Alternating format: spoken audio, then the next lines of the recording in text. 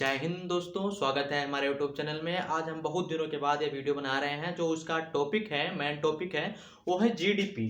GDP किसे कहते हैं, एनडीपी किसे कहते हैं, ठीक है, और एनएनपी किसे कहते हैं। सब में जो चार प्रकार के होते हैं, चारों में आपको डिफरेंट बताएंगे। उदाहरण देकर आप लोग को हम समझा देंगे प्यारे बच्चों जीडीपी क्या होता है। इस पे हम आज बहुत ही महत्वपूर्ण वीडियो है, आप लोग लास्ट तक जरूर देखना है। जीडीपी किसे कहते हैं, हालांकि आपको परिभाषा देकर हम समझा दें जीडीपी किसे कहते हैं। एक वर्ष के अंतर्गत, एक वर्ष के अंतर्गत एक राजनीतिक सीमा के, ठीक है, एक राजनीतिक सीमा के, ठीक है, वस्तुओं सेवाओं के अंतिम मूल्य के योग को जीडीपी कहते हैं। समझ पाए कि नहीं समझ पाए? चलो हम फिर से आप लोग को बता देते हैं जीडीपी किसे कहते हैं प्यारे बच्चों। एक वर्ष के अंतर्गत, ठीक है, राजनीतिक सीमा के भीतर, ठीक है, राजनीतिक सीमा के भीतर अंतिम वस्तु के मूल्य को क्या कहते हैं, जीडीपी कहते हैं। ठीक है, जीडीपी आप लोग को समझ में आ गया होगा डीडीपी किसे कहते हैं। इसका जो फुल फॉर्म होता है जीडीपी का, ग्रोस डोमेस्टिक प्रोडक्ट होता है। क्या होता है प्यारे बच्चों? ग्रोस डोमेस्टिक, ठीक है, डोमेस्टिक प्रोडक्ट, ठीक है, ग्रोस डोमेस्टिक प्रोडक्ट जिसे कहते हैं सकल घरेलू उत्पाद।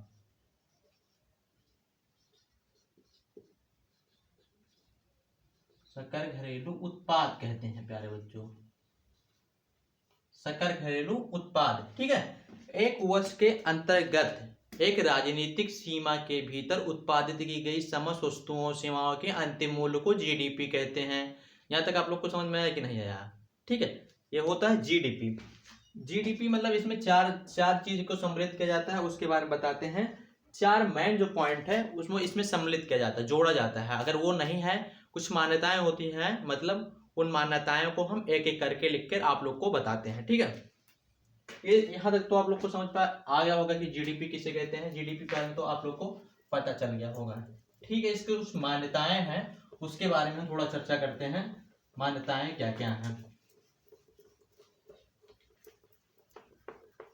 बताते हैं आप लोग को। थोड़ा बोर्ड छोटी इसलिए मिटाना पड़ता है बार बार। चलो मान्यताएं के बारे में एक एक करके बता देते हैं।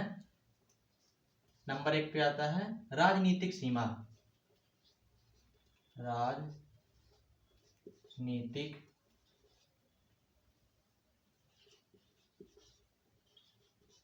राजनीतिक सीमा। दूसरा क्या आता है? एक वर्ष। तीसरा क्या आता है? ठीक है, एक वर्ष वस्तुओं सेवाएं, ठीक है, वस्तुओं सेवाओं, सॉरी बच्चों,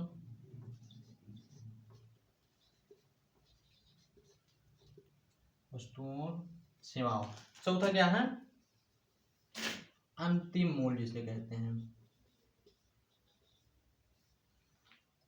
वस्तु की अंतिम मूल्य, ठीक है, सॉरी थोड़ा गलत हो गया।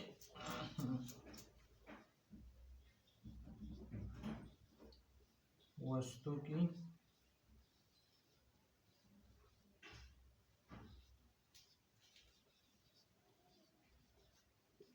की अंतिम मूल्य। अब ये चार फैक्ट इसमें इंक्लूड करते हैं, जोड़ते हैं। क्या क्या है प्यारे बच्चों, एक एक करके आप लोग देख लीजिए। राजनीतिक सीमा है, दूसरा क्या है? एक वर्ष के अंतर्गत, तीसरा क्या है? वस्तुओं और सेवाओं, ठीक है, चौथा क्या है? वस्तुओं के अंतिम मूल्य। ये चारों को हम जोड़ते हैं। अब ये आप लोग को इसका वर्ड नहीं समझ में आ रहा होगा कि ये क्या क्या होता है, उसके बारे में थोड़ा सा आपको चर्चा करके बता दें, ठीक है। देखिए, चलिए आपको बताते हैं। राजनीतिक सीमा, राजनीतिक सीमा जैसे है, मतलब आप अगर भारत के हैं, जैसे आप उत्तर प्रदेश की जीडीपी निकाल रहे हैं, हालांकि आप लोग समझ आए, उत्तर प्रदेश की जीडीपी निकाल रहे हैं तो हम राजस्थान या महाराष्ट्र की जीडीपी को कैलकुलेट नहीं करेंगे। क्या करेंगे? कैलकुलेट नहीं करेंगे। आप यहां नहीं समझ पाए, ठीक, कोई बात नहीं। चलो दोबारा आप लोग को बताते हैं। जैसे मान लीजिए एक व्यक्ति है, ठीक है, व्यक्ति का नाम कुछ भी दे दीजिएगा, ठीक है, हाँ। व्यक्ति का नाम रमेश देते हैं, रमेश, ठीक है। अगर मान लीजिए हम भारत का जीडीपी निकाल रहे हैं, रमेश नाम का व्यक्ति है जो कहाँ रहता है? अमेरिका रहता है। कहाँ रहता है? अमेरिका रहता है, ठीक है, अमेरिका रहता है। वहां वो कमाता है 10 रुपए, 10 रुपए कमाता है, ठीक है, वो 10 रुपए कमाता है, लेकिन वो भारत का व्यक्ति है, लेकिन क्या है वो, क्या है, एक राजनीतिक सीमा के बाहर है, एक राजनीतिक सीमा के बाहर है। इसलिए इसका जो इनकम है, आय है, वो हम जीडीपी में कैलकुलेट नहीं करेंगे या हम ऐड नहीं करेंगे, क्योंकि वो एक राजनीतिक सीमा के बाहर है। यहाँ आप लोग को हम समझाने के लिए बताए हैं, ये उदाहरण है, ठीक है। इसलिए ठीक है, यहाँ हम रमेश को इंक्लूड नहीं करेंगे, उसकी जो इनकम है नहीं इंक्लूड करेंगे, लेकिन कहाँ करेंगे ये भी हम आप लोग को बताएंगे भी।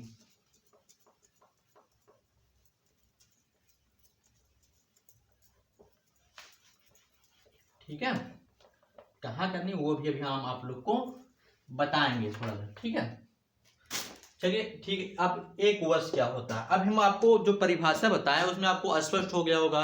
एक वर्ष के अंतर्गत, एक वर्ष आ गया ना, एक वर्ष के अंतर्गत उत्पादित की गई समस्त वस्तुएं, एक राजनीतिक सीमा के अंतर्गत उत्पादित की गई वस्तुओं सेवाओं के अंतिम मूल्य योगों को क्या कहते हैं भैया, जीडीपी कहते हैं। तो इसमें एक वर्ष आ गया।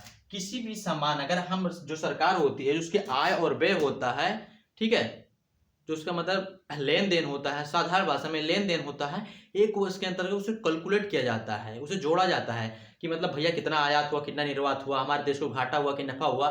तो एक वर्ष के अंतर्गत एक न्यू रिपोर्ट तैयार की जाती है, तो इसलिए इसे एक वर्ष भी शामिल किया जाता है। प्यारे बच्चों, समझ में आया कि नहीं समझ में आया, समझ में आया कि नहीं आया।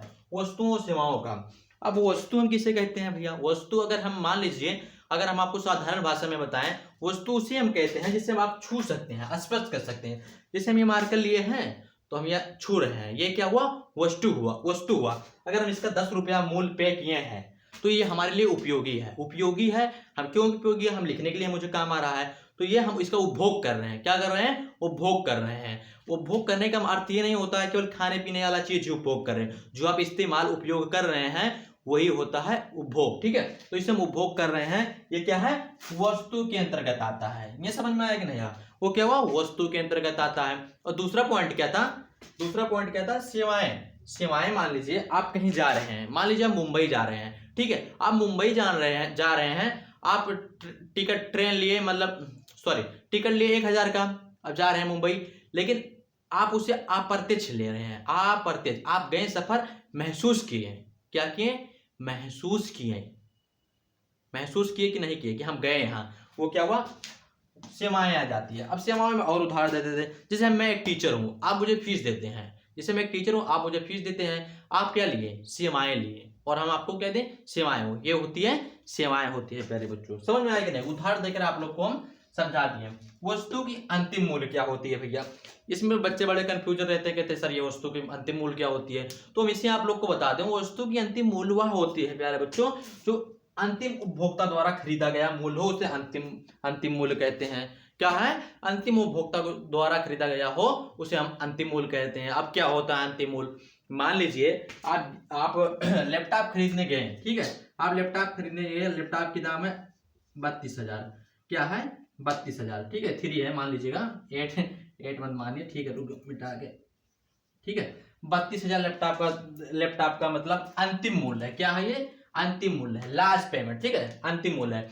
अब इसे आप ये नहीं बोलेंगे कि सीपीयू दीजिए, एमएस वर्ड दीजिए, मतलब या माउस दीजिए, आप पूछेंगे भैया इसका लास्ट कीमत कितना है या लास्ट प्राइस कितना है, तो उसे क्या कहते हैं, अंतिम मूल्य। अब इसे जो लेगा वो क्या करे, उपभोग के लिए लेगा, अपने काम के लिए लेगा, वो होता है अंतिम मूल्य, ठीक है। जैसे आप मान लीजिए, आपको उदाहरण देकर मैं भी समझा दें, जैसे आप समोसा खाने जाते हैं तो आपने ये नहीं पूछते भैया इसमें कितने मटेरियल भरे, क्या क्या भरे, इसका मतलब आपके मजदूर का कितना हुआ, समोसा में मतलब जो लागत लगी है, कास्ट ऑफ प्राइस कितना है, ये सब नहीं पूछते भैया। बोले समोसा कितने का है, समोसा 10 रुपए का है, तो क्या हुआ, अंतिम मूल्य हुआ उसका।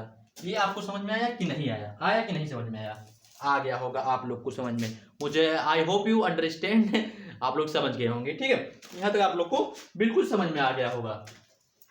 चलो हम थोड़ा सा और बताते हैं जीडीपी के बारे में, और जीडीपी, एनडीपी, एनएनपी, ये सब क्या होता है उसके बारे में हम पूरा अंतर और विस्तार दोनों समझाएंगे। ये आप लोग स्क्रीनशॉट ले लीजिएगा और लिख लीजिएगा, अगर पढ़ना है तो बढ़िया से लिख लीजिएगा। इकोनॉमी मतलब अर्थव्यवस्था से जितने भी सवाल हैं इकोनॉमिक्स से लेकर, आप लोग को जो भी कुछ पूछना है, हिचकिचाहट हो वो कमेंट करके आप लोग पूछ सकते हैं, बिल्कुल, ठीक है। वस्तुओं और सेवाओं, ठीक है, वस्तु की अंतिम मूल्य आपको समझा दी, ये इतना आप लोग को समझ में आ गया होगा प्यारे बच्चों, ये आपको इतना समझ में आ गया होगा प्यारे बच्चों। अब चलो हम जीडीपी के बारे में बताते हैं। क्या बताते हैं? जीडीपी के बारे में बताते हैं। GDP, GDP.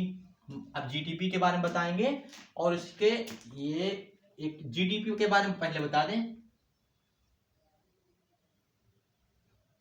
ठीक है। फिर उसके बाद एनडीपी, एनडीपी के बारे में बताएंगे। दोनों में डिफरेंट बताएंगे, जीडीपी, एनडीपी, एनएनपी, ठीक है। जीडीपी, एनपी, ठीक है।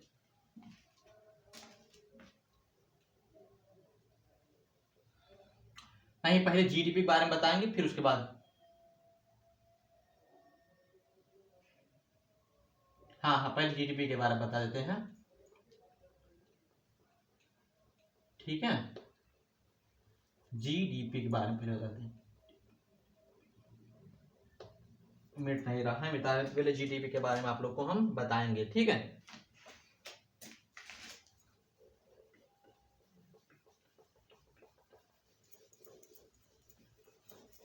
मिनट नहीं रहा, बता जीडीपी के बारे में पहले आप लोग को हम थोड़ा सा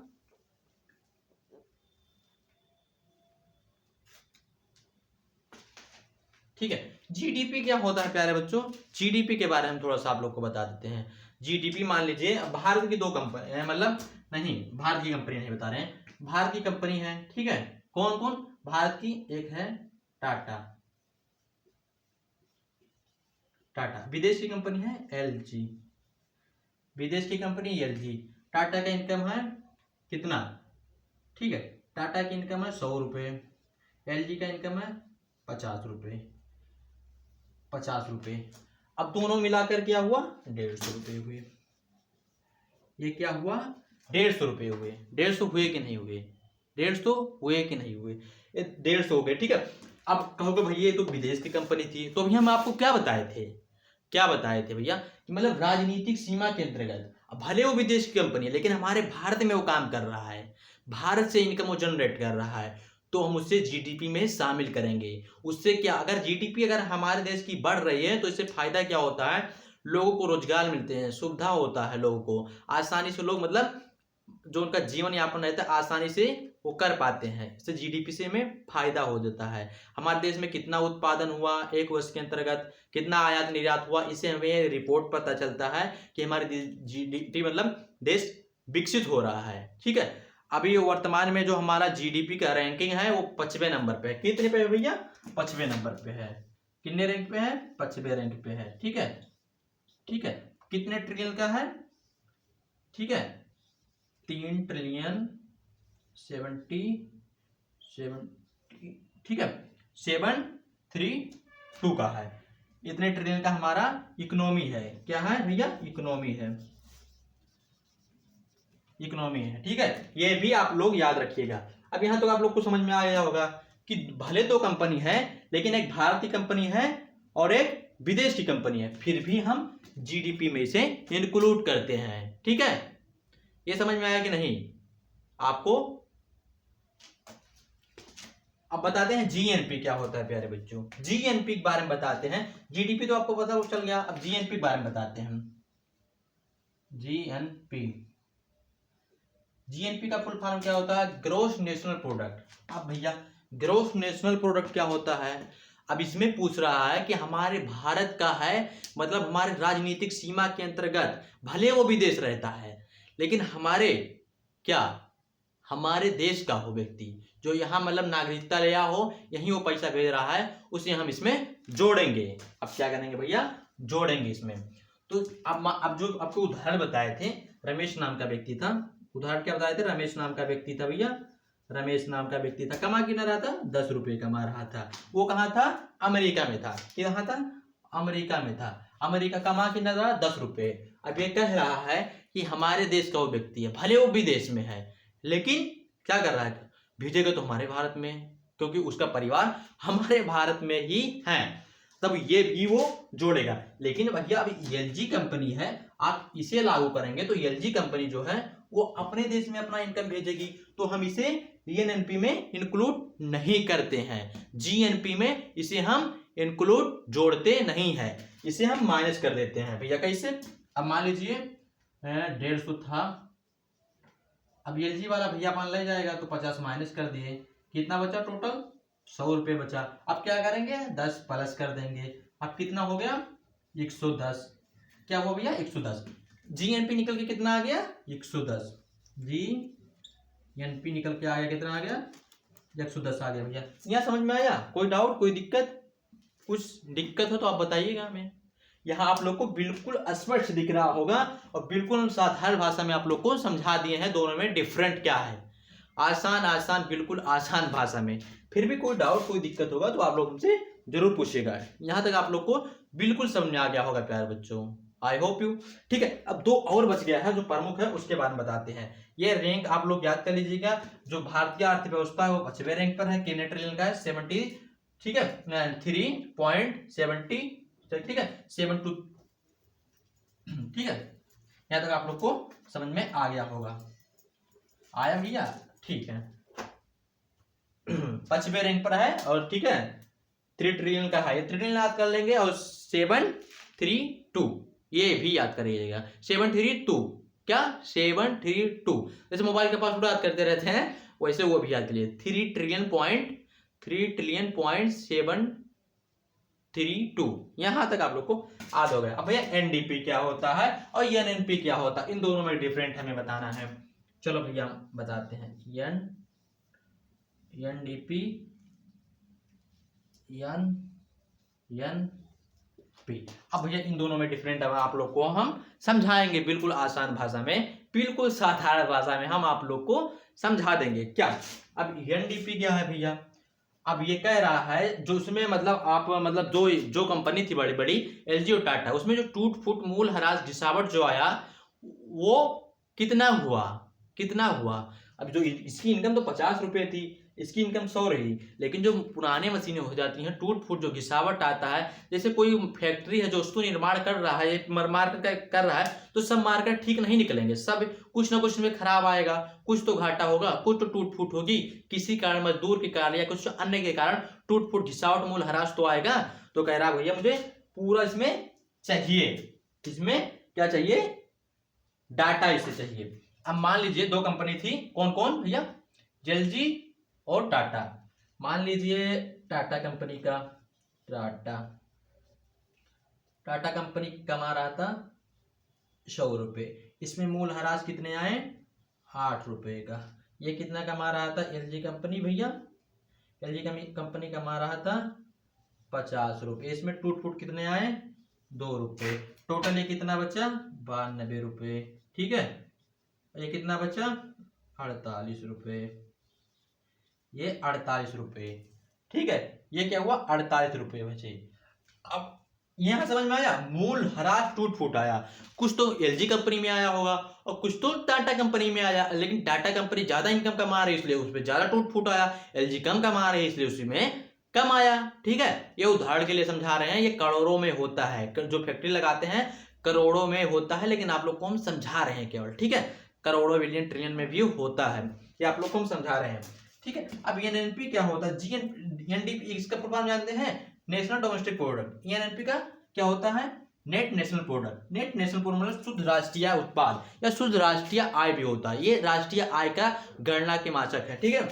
यहां तक आप लोग को समझ में आ गया होगा। अब एनएनपी क्या होता है? एनएनपी के अंतर्गत अगर हम आप लोग को बताएं, ठीक है, आप इसमें देख लीजिए, ये 92 रुपया टाटा कंपनी का, टाटा कंपनी कितना है? टाटा कंपनी 92 रुपए है, प्लस रमेश का 10, टोटल इनकम कितना हुआ भैया? 102 रुपए, 102 रुपए। ये क्या निकल के आ गया? एनएनपी निकल के आ गया। आप लोग को यहां तक बिल्कुल समझ में आ गया होगा। कोई भी डाउट, कोई भी दिक्कत हो तो आप लोग हमसे जरूर पूछिएगा। देख लीजिए, एक बार स्क्रीनशॉट ले लीजिए, अच्छा रहेगा, ठीक है। फिर मिलते हैं अगले वीडियो में बच्चों। जय हिंद जब तक के लिए, और आप लोग बने रहें वीडियो में। जय हिंद।